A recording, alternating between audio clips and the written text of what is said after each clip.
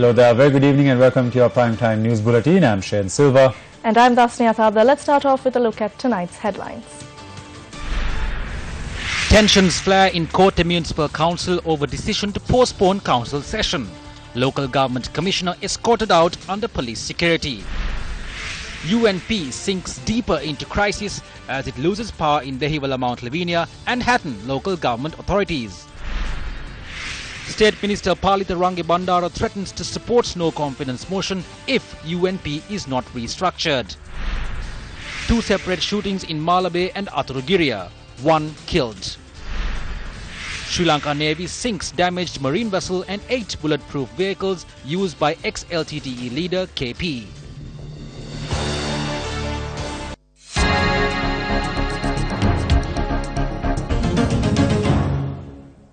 SLFP members elected to local government authorities in the Polonnaruwa district were sworn in today before President Maithripala Sirisena. The swearing-in ceremony was held at Royal College, Polonnaruwa.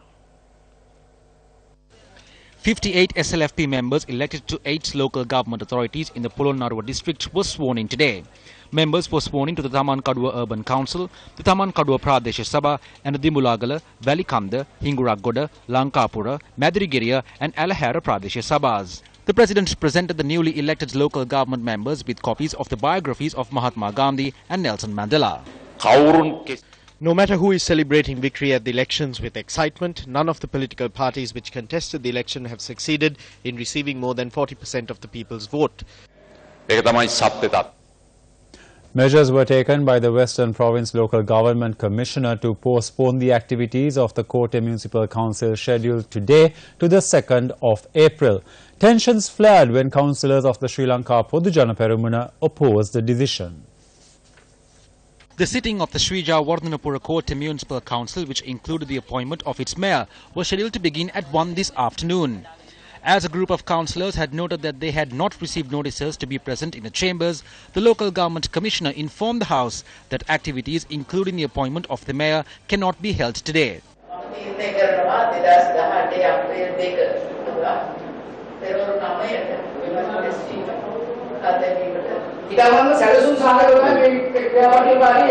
The local government commissioner postponed the council session to the 2nd of April and left the chambers when a group of Sri Lanka Podujana Peramuna councillors voiced their displeasure.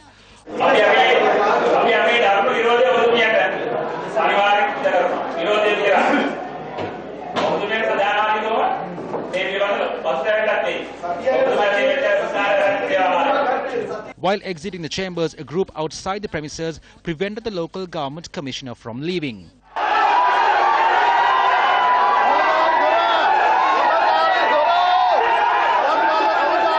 The local government commissioner eventually left the premises with the intervention of the police.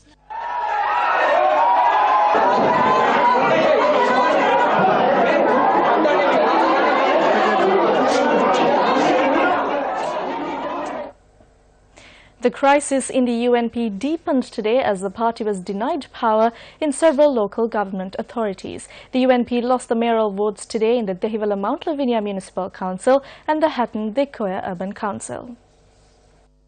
Nawalage Stanley Dias, who contested on the Sri Lanka Podujana Peramuna ticket, was elected mayor of Dehiwala Mount Lavinia today, receiving a majority of votes from his fellow council members. Dias received 23 votes, while the UNP's mayoral candidate Sunethra Ranasinghe received 21 votes. The UNP and Podujana Peramuna both won 19 seats each at the concluded election for the Dehiwala Mount Lavinia Municipal Council. The UPFA won 6 seats, while the JVP won 4 seats. Meanwhile, S. Balachandran of the Ceylon Workers' Congress was elected mayor of the Hatton Dekoya Urban Council today in spite of the fact that the UNP had won the most number of seats in the council. The UNP won 7 seats in the council while the CWC won 6, the Podujana Peramuna won 2 and the Sri Lanka Communist Party won 1 seat. Tensions flared at this morning's sitting of the council when one of the members elected from the Podujana Peramuna pledged support to the UNP.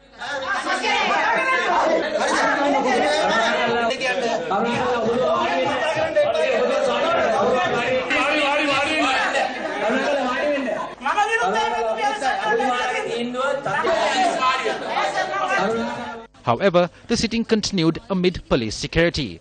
As a result of both the UNP and CWC candidates winning 8 votes each in the mayoral vote, the mayor was selected by drawing lots.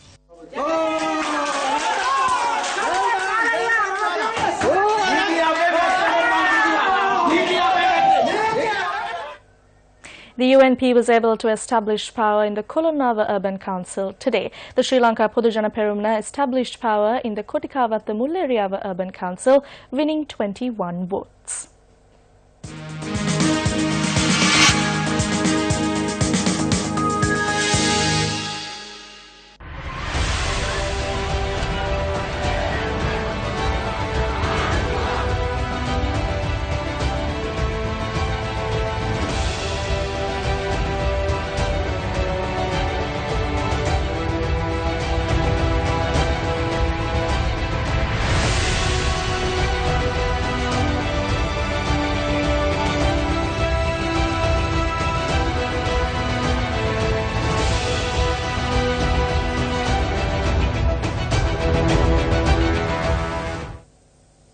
On the 5th of October 2013, UNP members went on a protest march over party leader Ranil Wickremesinghe's refusal to step down.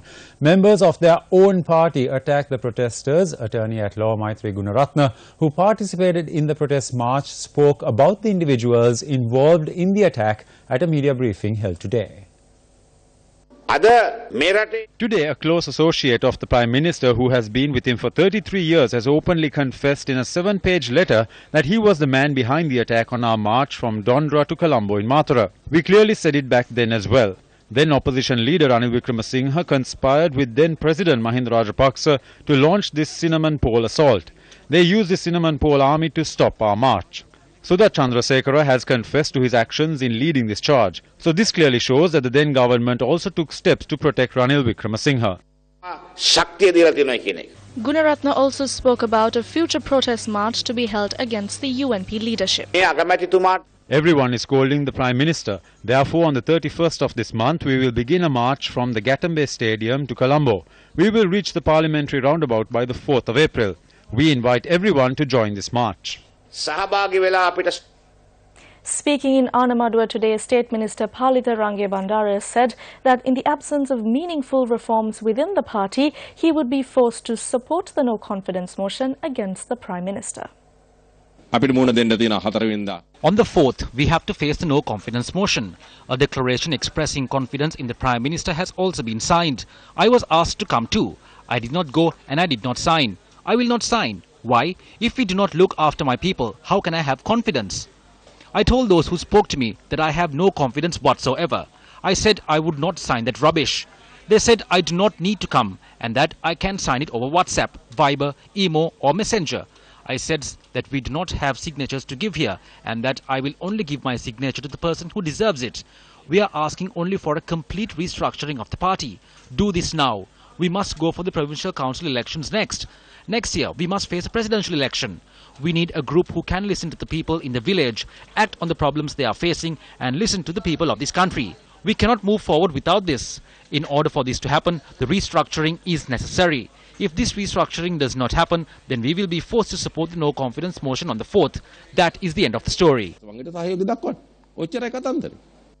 We heard Palitha Range Bandara making a statement regarding the no-confidence motion against the Prime Minister. We can see the various dramas being played out. Everyone knows that Palitha Range Bandara's daughter is married to a chairman of the National Youth Services Council. How did he get these positions? The people know whatever statements are made, the relationships they have. I believe they will be able to see all these acts out in the open on the 4th of April. Convening a media briefing today, the Sri Lanka Podujana Perumna called on the Sri Lanka Freedom Party to take material measures against the Prime Minister. The people have already lost faith in the Prime Minister. It actually shouldn't have been anyone else but the Sri Lanka Freedom Party who should have brought this no-confidence motion. Senior Minister John Seniviratne said they weren't happy here and they are anxiously waiting to leave. Minister Susil Premajayanta has also said a couple of times that this journey will not go on for much longer. Minister Dilan Pereira said this memorandum of understanding was valid for just 2 years and now that 2 years has ended. Now to materialize these statements, all 44 ministers and MPs in the Sri Lanka Freedom Party must come to one decision, or else it won't have any practical value to it. The Pivituru Helorumaya, a breakaway faction of the JHU, convened a media briefing in Colombo today. When Arjuna Mahendran was appointed, the Prime Minister was charged to not carry out this appointment. However, we remember how the Prime Minister said then that his friend was not like Udayanga and that he would not flee. We have a problem as to why this is not mentioned at all today. We remember how this government implemented the Office of Missing Persons against the backdrop of the Kandy incident. Honourable Prime Minister, the Pivituru Helorumaya will be filing the first case with the Office of Missing Persons because Arjuna Mahendran is missing. We suspect that the Prime Minister may have done this. At a moment when the no confidence motion against the Prime Minister has come to the fore, the latest topic now is declaring confidence in the Prime Minister. According to Minister Kiriyalla, within the first 15 minutes, 85 MPs expressed confidence in the Prime Minister. There is a question now as to whether any of the UNP MPs expressed confidence in him thereafter. Speaking following an event held at the Galnava Divisional Secretariat in Anuradhapura today, Minister P. Harrison had this to say on the impending no-confidence motion. I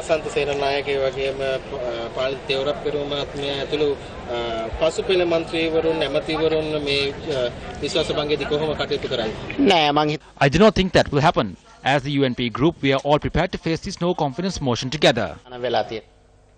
The Working Committee is the main decision-making body within the United National Party, the single largest political party in the country. It is through the Working Committee that the party's policies and programs are decided on. It is no secret that the actions of the United National Party leadership and the Working Committee have directly contributed to the deterioration of the party. It is important for the people to know who the members of the United National Party Working Committee are.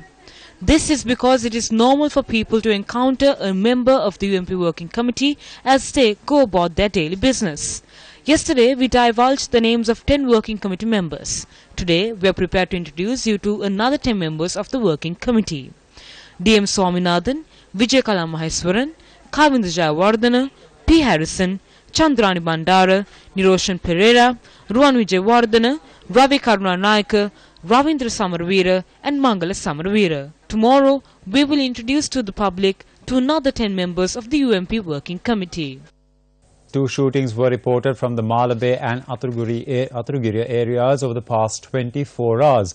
With this, the total number of deaths caused by shootings has risen to 7 over the past 3 months. The Organised Crimes Division has begun investigations into the shooting carried out at around 2:40 am down Jyotipalamawatha in Athrugiri. The shooting targeted the residence of State Minister Sujiva Senasinghe's personal assistant. Damages were caused to windows and walls of the house. Police suspect that a T-56 firearm was used in the shooting. In the second incident, a 46-year-old resident of Himbutana Mulleriava was gunned down in the Vavapar area in Malabe around 7 p.m. yesterday. According to the police, the shooting has been carried out by 2 armed motorcyclists. Investigations have revealed the deceased was a loan shark and had been an associate of underworld figure Angoda Lokka. Paschami, a sand mining businessman from Nadagamur, shot dead by 2 gunmen on a motorcycle. A sand mining businessman is grievously wounded in a shooting on Temple Road in Batapota. 2 gunmen on a motorcycle kill a businessman in front of a house in Kehelbaddara Udugampola in Gampaha. Mohammad Rizkan is shot dead near the Halsdorf Court complex. The decapitated head of Kosmalli is found on Bandar Naik Mawatha in Halsdorf. 2 gunmen on a motorcycle killed DEMATAGODA Anthony Raj on Armour Street, Colombo. Nimal Siritalagala, alias Podisudwa, is shot dead while riding a motorcycle by 2 gunmen on another motorcycle in Oruwala, Athrugiri. A police constable serving in the intelligence unit is shot and wounded at the Kataragama bus stop. Yesterday, a 46-year-old man from Hibutana Mulleriava is shot dead on Lake Road in Malabe. Today, shots fired at a house in Jyotipalamawatha in Malabe. Today, the Colombo Additional Magistrate Shanima Vijay Bandara postponed the hearing of evidence in the Avant-Garde case until the 9th of July. The case has been filed by the Commission to investigate allegations of bribery or corruption against 8 suspects. Amongst them is the former Defence Secretary Gotabaya Rajapaksa. 7 of the suspects, including Gotabaya Rajapaksa, were present in court today when the case pertaining to causing a loss to the government of 11.4 billion rupees by allowing Avant-Garde Maritime Services to operate a floating armory in 2012 was taken up today.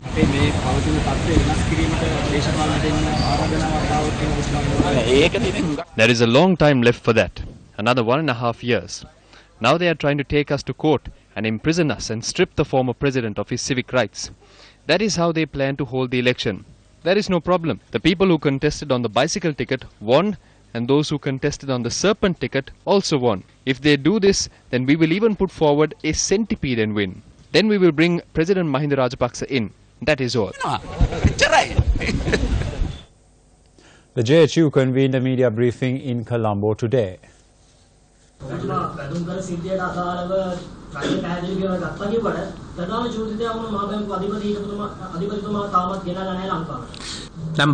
Consider this. MiG aircraft were brought to the country for the country's Air Force, claiming it was to combat the LTTE Air Force and save war heroes. One of the main suspects involved in the MiG incident is a relative of Mr. Rajapaksa's. He is hiding overseas and he hasn't been brought to the country either. They defrauded the Air Force of $6.8 million or close to 900 million rupees. People who deposited money into secret accounts in the British Virgin Islands are now trying to claim that they are patriots who saved the country. This is clearly a shortcoming in the law of our country. This no-confidence motion shows the need for reforms in the government. We must note that we cannot continue on this journey in this way. This is what must be done. Promises made by the UNP to constituent parties of the United National Front, including ourselves, have not been fulfilled. So those parties have the right to act as they see fit. The appeal filed by 4 men, including Duminda Silva, challenging the death sentence handed down to them and seeking their acquittal was taken up today before a 5-judge bench chaired by Chief Justice Priyasad Dep. The 4 men who were indicted and convicted on 17 counts over the murder of Bharata Lakshman Premachandra and 4 others and the shooting and wounding of the police sergeant who served on Premachandra's security detail claim in their appeal petition that the death sentence handed to them by the High Court was flawed. The Supreme Court ordered today that hearings of the petition will continue tomorrow. Colombo heated up on the 8th of October 2011 with the local government elections. Bharata Lakshman Premachandra, an advisor to the president, and 2 others were shot and killed. Allegations regarding the murder were levelled against a group including Duminda Silva, who was a parliamentarian at the time. While the mortal remains of Bharata Lakshman were being cremated at the Umagilia grounds on the 12th of October, his daughter began her battle to seek justice for her father's death. Hirunika entered politics in pursuit of justice for her late father. Indictments were filed at the High Court against 13 individuals, including Duminda Silva, on the 3rd of March 2015. 5 of the accused, including former parliamentarian Duminda Silva, were sentenced to death by the Colombo High Court. Appeal filed by the 4 men, including Duminda Silva, challenging the death sentence handed to them and seeking their acquittal was taken up before a 5-judge bench chaired by Chief Justice Priyasad Dep. Field Marshal Sarath Fonseca was questioned by the media today on the motion of no confidence against the Prime Minister. Muslim Congress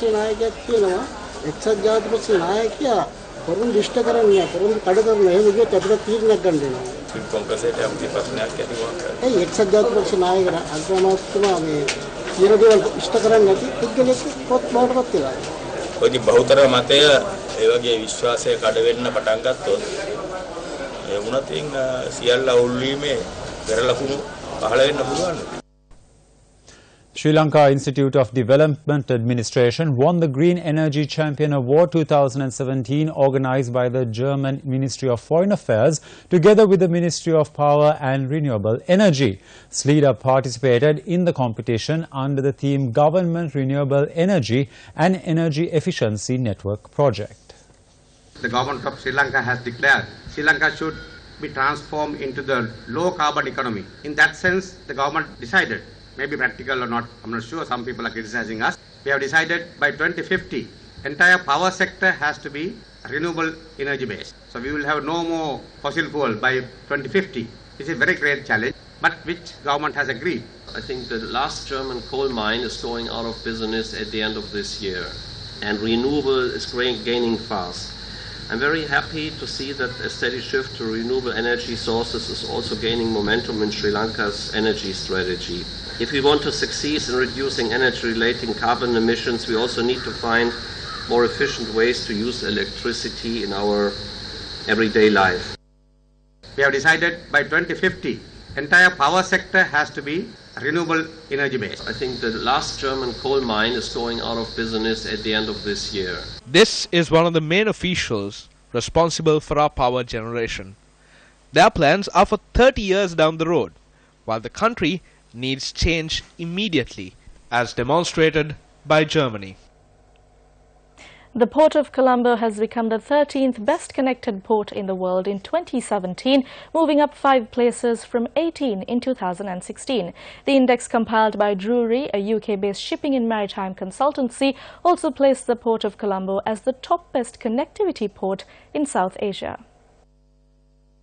Colombo had scored 28.6 points in the Drury Connectivity Index in 2017, with 59 mainline services calling each week, putting it ahead of Savannah Port in the US with 53 calls and Jebel Ali in the UAE with 52 calls. Colombo was just behind Antwerp in Belgium with 61 calls.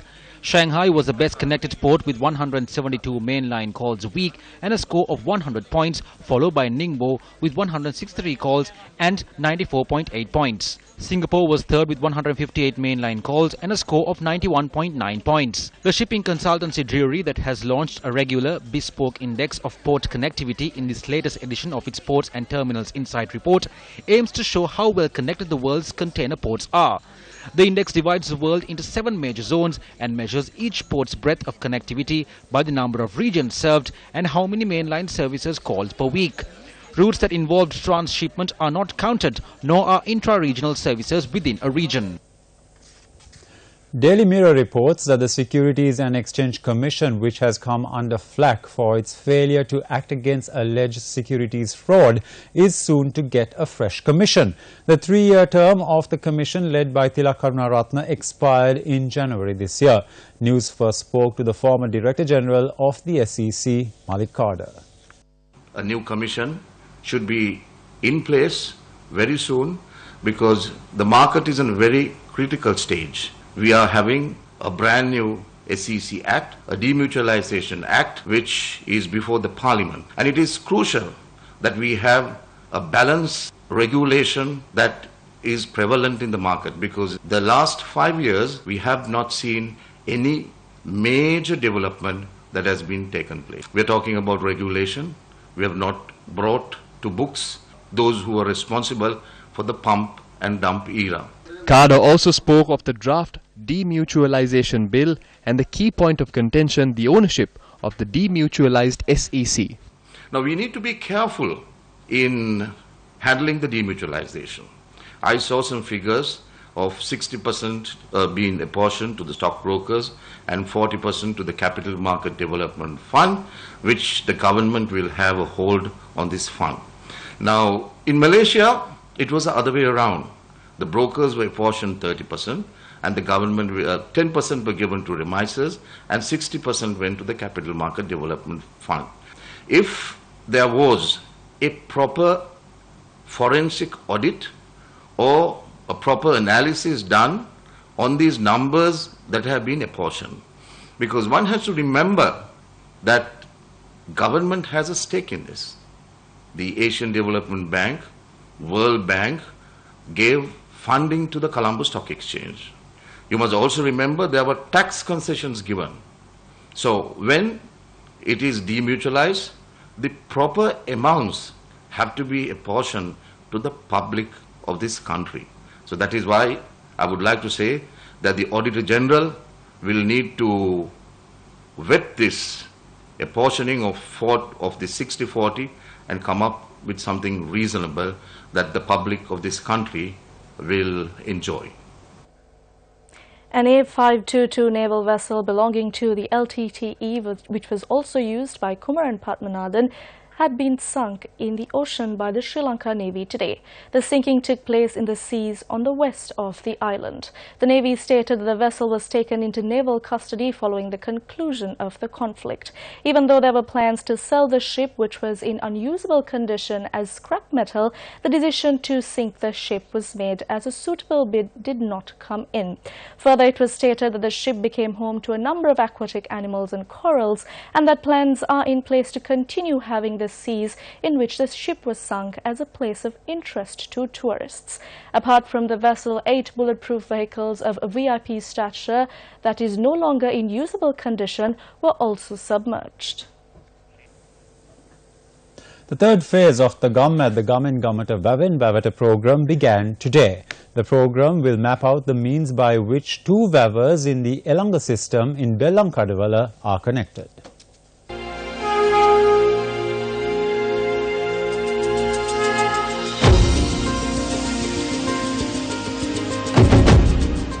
This program, which is conducted with the aim of securing our irrigation systems for the future generations, began on the 17th of December last year at the Palugasvava local of the Elangava network in Bellankadavala.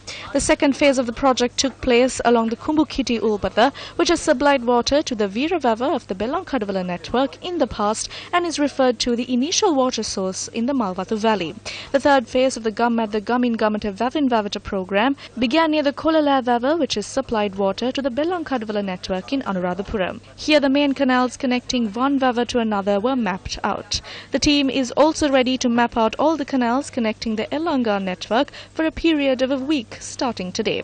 Today our team marched to the Kogale Vava, Siambala Vava, Olagamua Vava and Timbala Vava. The Natural Resource Management Centre of the University of Peradeniya has also joined in this initiative to offer support.